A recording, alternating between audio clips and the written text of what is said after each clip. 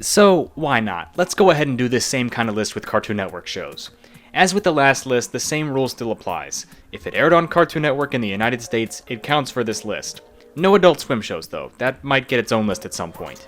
For now, I'm counting Cartoon Network shows, including CN Real shows. And before anyone says it, no. The tier list shouldn't be considered gospel. Some bottom tier shows didn't end up on this list, and in fact, I rewatched some candidates for this list and sometimes found that I didn't hate them as much as I thought, and some shows I was way too nice to in the tier list. So without further ado, let's cue number 10.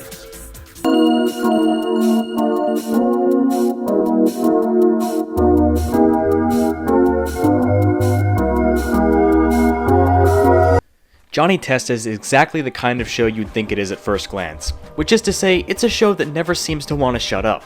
Like, it was a brilliant casting decision. Not any of the characters in Johnny Test, but the character Waldorf from Drawn Together.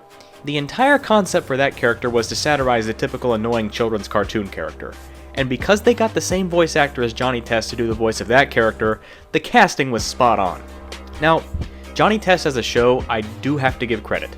Some of the common criticisms I see that get levied against this show, I don't think it deserves. Some people have said it's just a gender-swapped version of Dexter's Laboratory, and I can see why people think that, but I disagree. But that doesn't excuse all the other problems like the awful animation. The show's art style is one of the ugliest I've ever seen. No character design is visually appealing, and so when something pops up that's supposed to look ugly, it's rarely uglier than anything in the actual show. The plots in this show have no rhyme or reason. Random contrivances get pulled out of nowhere for the sake of plot convenience. Perhaps the writers thought this was joke-worthy, but it isn't. Instead, it's just dumb. In fact, dumb is the one word I'd use to describe this show. I don't find it funny, and it has no way of following a plot, and as such, it has no way of keeping my attention. Cartoon Network used to air this all the time, and I'd be stuck watching it waiting for something good to come on. And I can only wonder about how Canadians feel, considering this was from their home country. I imagine it aired a lot over there as well.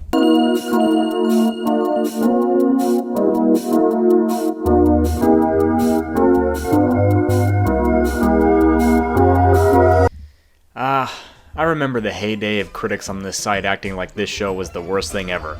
And their audiences would reward them for it, feeding that vicious cycle. Sorry if I come off as a bit bitter, but I seem to have been the only critic on this site that never got an uptick in views from reviewing this show.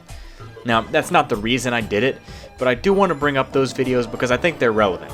I see so many critics take the wrong approach to reviewing Teen Titans Go, and I think it's important to know why it can be so damaging. Anger is not how you deal with this show. Anger is the reaction this show expects from critics, and you will be a laughingstock. Knowing your target audience is key to being able to make a good show that's going to be enjoyed by people. Teen Titans Go knows its target audience. The problem that it pigeonholed itself into is being able to only impress that one audience. You want to make a comedically focused Teen Titans show? Fine. That was a concept that had potential. Instead, what we got was a show that wanted to be childish and immature and alienate fans of the original. And no one was asking for the episodes where they satirized the critics, which is actually worse for their target audience of children. It is possible to entertain adults and children with the same product, even if it might be immature. Obviously, the go-to example of something that does that is Regular Show, which was on at the same time, but it doesn't look like they'll learn. This show will continue to get aired repeatedly and run into the ground, which, for how bad the ending of the original show was, doesn't do this franchise justice.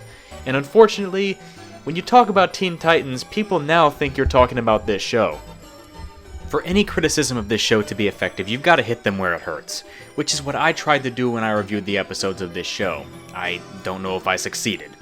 The makers of this show and I have two fundamentally different views on what a children's cartoon should be.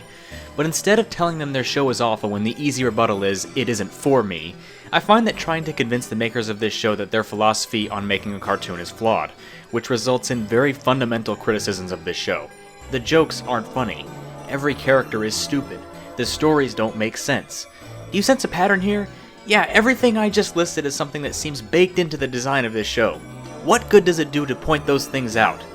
Not a lot. Those specific things seem to be what the writers are self-aware of, since when this show is at its best, it's self-aware of everything I just mentioned. It's why even people that hate this show still enjoyed the movie.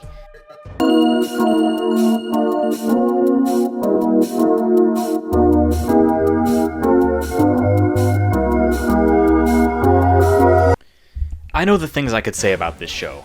How it was an unneeded reboot of a show that was already getting worse by the time it got cancelled, how they changed random aspects of the show with no rhyme or reason, getting rid of Miss Bellum in one of the most hypocritical ways that could have been done, and I could even talk about the implications of having an adult self-insert character falling in love with an elementary school-aged girl. Yeah, I could say all those things, but they're all things you're tired of hearing. This show gets covered the exact same all the time by every critic because its flaws are very easy to see. It's easy to see why this show was a failure and why Powerpuff Girls never needed to be rebooted in the first place. What kind of person do you have to be to look at a show like Powerpuff Girls that went on too long, got bad in its later seasons, and decide, yep, this concept still has potential? The only shows that should ever be rebooted are ones that got cut short too soon. But the whole rebooting trend is something that doesn't look like it's going away. How many times do shows and movies like this have to fail before we realize that we should try to promote creativity? This is one of the most bankrupt reboot ideas I've ever seen, and from what I've seen, it shows. All the other problems with this show, the bad implications it spawned, can be traced back to the fact that this show, on arrival, had zero idea what it wanted to be. It wanted to be Powerpuff Girls, but at the same time it didn't want to be Powerpuff Girls at all. Things like the removal of Miss Bellum prove that the makers of this show were not comfortable with the show they were rebooting in the slightest, and that's a real problem for a show that so few people wanted to be rebooted in the first place. No one was asking for this, even fans of the original. Fans of the original agreed that the original show got stale as it went on. So, from the get-go, this show was in a tough spot to try to gather any kind of audience.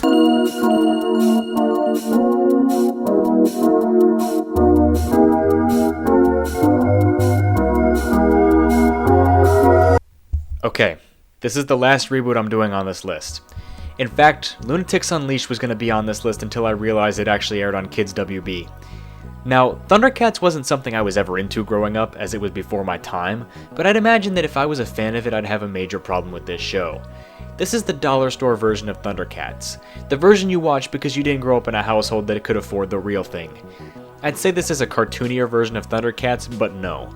Cartoons follow conventions of animation like scale.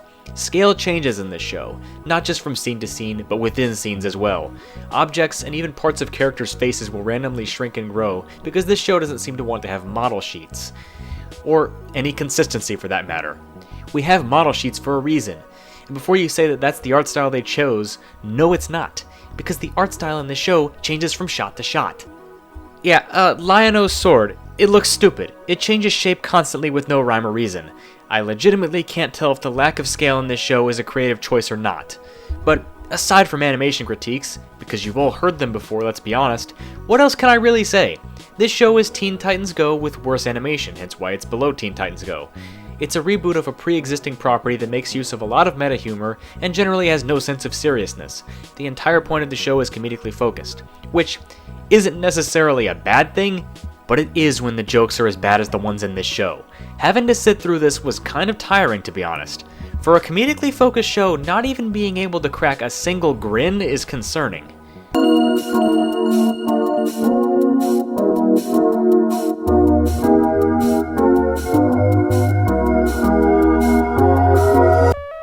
I don't think this will be too controversial, but the way I've decided to package this might ruffle some feathers. I'm combining every single CN Real show into one entry, because even the ones that were enjoyable to watch had the same fundamental problem. They all go against the spirit of Cartoon Network in some way. Cartoon Network decided that for some reason they needed to air no new cartoons in 2009. I mean, Out of Jimmy's Head and Fried Dynamite already existed, and shows like Level Up would still end up getting made after CN Real's demise, but if this was the future Cartoon Network saw for animation back then, that tells you how little faith they had in their original philosophy. Once again, this is concerning. We're lucky that 2010 and 2011 birthed some of Cartoon Network's best shows like Adventure Time, Regular Show, The Looney Tunes Show, and Gumball, because without those shows, Cartoon Network's future might have looked even more bleak. When someone tunes into the Cartoon Network, I'd assume they'd expect cartoons to be on, so taking away what your core audience wanted had to have a negative effect on the ratings, combined with the fact that the shows themselves were mediocre and uninspired. The only way this could have worked is if they tried some more wacky shows like the Schneider's Bakery shows, but considering how Out of Jimmy's Head worked out, maybe they knew that was a bad idea. But apparently they didn't have the foresight to know that CN Real in and of itself was a bad idea, and this is what they have to show for it.